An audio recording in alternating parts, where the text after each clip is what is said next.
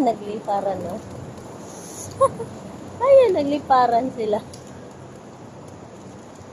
Hahanap ako ng napapabili ng atay at gisag mo. Amo ko, ewan ko anong plano niya iluto. Hahanap ako kasi hello po. Ma-beauty. Doon na ako. Saan ka ba?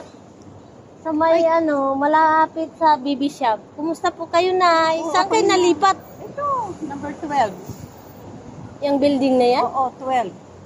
Yan na. First floor? 2.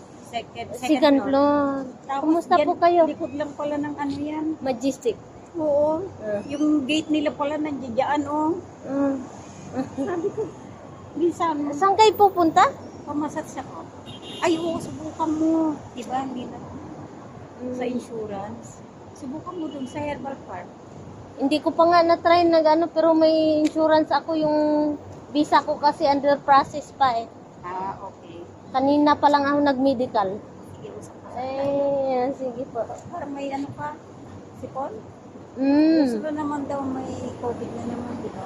May COVID na naman? Monkeypox. Oo. Alaga ko nga, suka ng suka eh. Sige po. Kasi mag-grocery din ako. Okay, bye. Dati namin kapitbahay. Nalipat sila bahay. Tapos ako naman nalipat ng amo. Ayan. Ngayon kami na nagkasalubong sa daan.